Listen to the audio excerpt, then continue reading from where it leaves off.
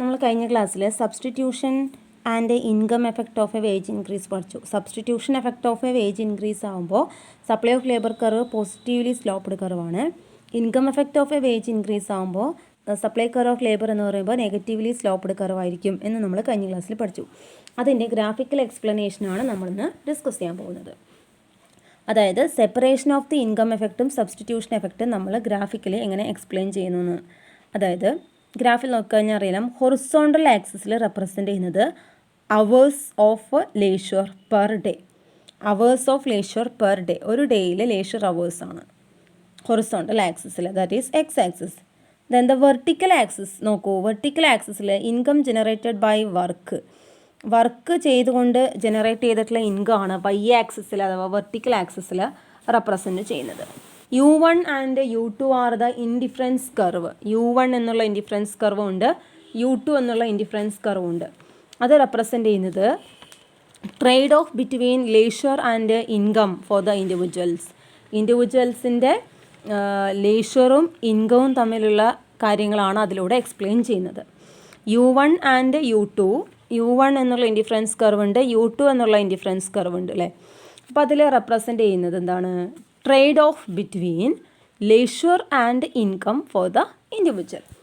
നോക്കൂ, initially the wage rate is ₹10 per hour ആണെന്ന് വിചാരിക്കാം. W = ₹10 എന്ന് ഗ്രാഫിൽ റെപ്രസെൻ്റ് ചെയ്യുന്നത്. അതായത് വേജ് റേറ്റ് ഇനീഷ്യലി ₹10 ആണ് പെർ അവർ എന്ന് വിചാരിക്കുക.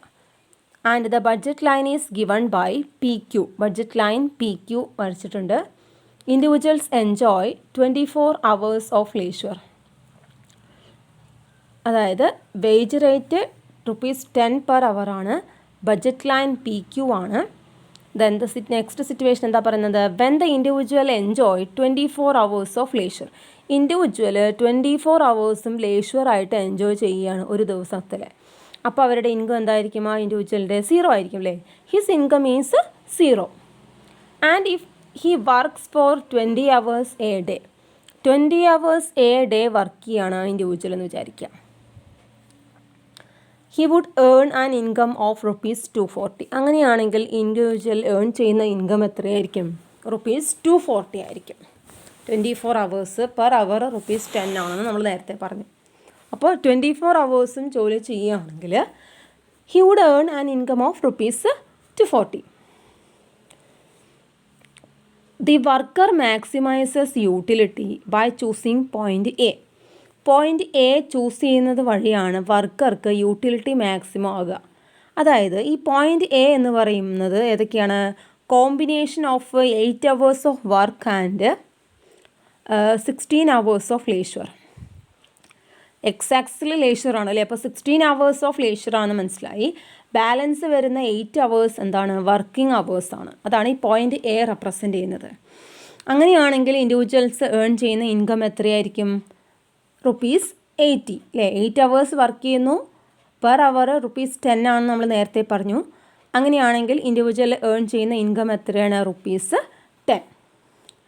ഇനി അടുത്ത് നോക്കൂ, when the wage rate increases from ₹10 to ₹30. നോക്കൂ, നമ്മൾ ഗ്രാഫിൽ തന്നെ വരച്ചിട്ടുണ്ട്, എഴുതിയിട്ടുണ്ട്. ₹10 നിന്നും ₹30 ആയിട്ട് ഇൻകം ഇൻക്രീസ് ചെയ്തെന്ന് വിചാരിക്കുക. പെർ അവറിലെ ഇൻകം ₹10 നിന്നും 30 ആയിട്ട് ഇൻക്രീസ് ചെയ്തു. The workers budget line shift from PQ to RQ.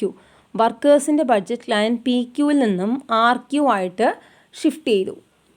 അപ്പോൾ ഈ വേജ് ഇൻക്രീസ് ചെയ്തതിൻ്റെ ഫലമായിട്ട് the worker moves from point A to point B.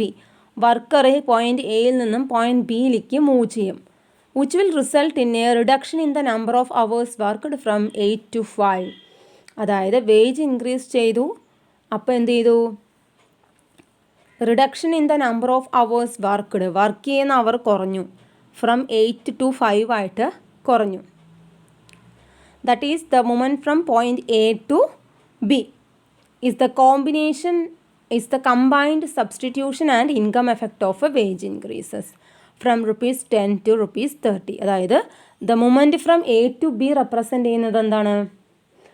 The movement from point A to point B is the combined substitution and income effect of the wage increase from rupees 10 to rupees 30. rupees 10 നിന്നും 30 ആയിട്ട് increase ചെയ്താണ് അതിൽ represent ചെയ്യുന്നത്. And this is done, the substitution effect can be isolated from the income effect. Substitution എഫക്റ്റിനെ നമ്മൾക്ക് income എഫക്റ്റിൽ നിന്നും isolate ചെയ്യാം. എങ്ങനെ? By keeping the income of the labours constant. Income of the ലേബറിനെ കോൺസ്റ്റൻ്റ് ആയിട്ട് നിലനിർത്തിക്കൊണ്ട്. അതായത് this is done by drawing a hypothetical budget line which is parallel to R Q. R ക്യുവിന് പാരലായിട്ട് ഒരു ഹൈപ്പോത്തറ്റിക്കൽ ബഡ്ജറ്റ് ലൈൻ വരയ്ക്കുകയാണെങ്കിൽ, അതായത് which is tangent to the indifference curve U1. U1ന് ടാൻജൻ്റ് ആയിട്ട് ആർ ക്യു എന്നുള്ള ബഡ്ജറ്റ് ലൈന് പാരലായിട്ട് ഒരു ഹൈപ്പോത്തറ്റിക്കൽ ബഡ്ജറ്റ് ലൈൻ ST വരയ്ക്കുകയാണെങ്കിൽ, അതായത് the new budget line ST. And this is done by drawing hypothetical budget line which is parallel to RQ and tangent to the indifference curve U1. The new budget line is ഏതാണ്? ST അല്ലേ? ST എന്നുള്ളതാണ് new budget line which is tangent to the indifference curve at point C. Indifference curve U1നെ hypothetical budget line ST tangent ചെയ്യുന്നുണ്ട് at point Cയിൽ. അവിടുത്തെ പ്രത്യേകത എന്താണ്? The movement of the labour along the indifference curve U1 from point A to point C measures the substitution effect. ലേബേഴ്സിൻ്റെ same indifference കർവിലുള്ള movement, അതായത് from the movement A to C, അത് represent ചെയ്യുന്നത് എന്താണ്? Indifference curve U1ൽ from point A to Cയിലേക്കുള്ള movement അത് represent ചെയ്യുന്ന എന്താണ്? That measures the substitution effect. The substitution effect shows when the wage rate increases from rupees 10 to rupees 30, the individual reduces leisure time from 16 to 12 hours and increases hours of work from 8 to 12 per day. അതായത് substitution effect represent ചെയ്യുന്നത് എന്താണ്? അതായത് wage increase ചെയ്തു ഇൻഡിവിജ്വൽസിൻ്റെ 10ൽ നിന്നും 30 ആയിട്ട്. അപ്പോൾ individual leisure time 16 അവേഴ്സിൽ നിന്നും 12 അവേഴ്സായിട്ട് കുറച്ചു. അതുപോലെ തന്നെ അവേഴ്സ് ഓഫ് വർക്ക് ഇൻക്രീസ് ചെയ്തു. 8 അവേഴ്സിൽ നിന്നും 12 അവേഴ്സായിട്ട് പെർ ഡേ വർക്ക് ചെയ്യുന്നത് ഇൻഡിവിജ്വൽ ഇൻക്രീസ് ചെയ്തു. കാരണം എന്താണ്? അവിടെ substitution effect of a wage increase ആണ്. നമ്മൾ ആദ്യം പറഞ്ഞത് എന്താണ്? Income effect of a wage increase ആണ് A to B. A to C എന്ന് പറഞ്ഞാൽ എന്താണ്? Substitution effect of a wage increase. നോക്കൂ, the shift from point C on U1 to point B on U2 is the income effect of the wage increase. Point C on U1 to point B, Cയിൽ നിന്നും Bയിലേക്കുള്ള moment പറയുകയാണെങ്കിൽ അതെന്താണ്? Income effect ആണ്. Aയിൽ നിന്ന് Bയിലേക്കുള്ള മൊമെൻറ്റും പറയുന്നത് income effect ആണ്. A to C പറയുന്നത് എന്താണ്? ഇവിടെ substitution effect. The shift from point C on U1 to B on U2 is the income effect of the wage increase. The income effect leads the individuals to increase leisure from 12 to 19 hours, which means a reduction of 7 hours in the work. അതായത് ഇവിടെ പറയുന്നത് income effect leads to the individuals to increase leisure. Income കൂടിക്കഴിഞ്ഞു, wage increase ചെയ്തപ്പോൾ ഇൻഡിവിജ്വൽസിൻ്റെ income കൂടി.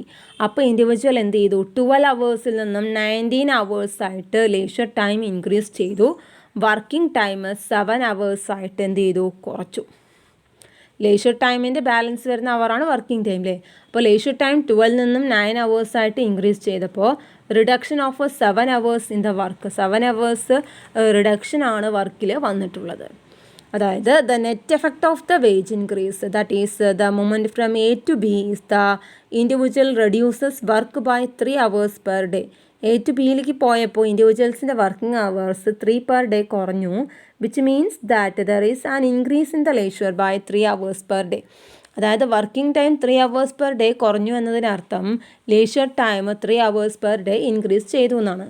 The backward bending portion of the supply curve arises when the income effect of the increases in wage is greater than the substitution effect.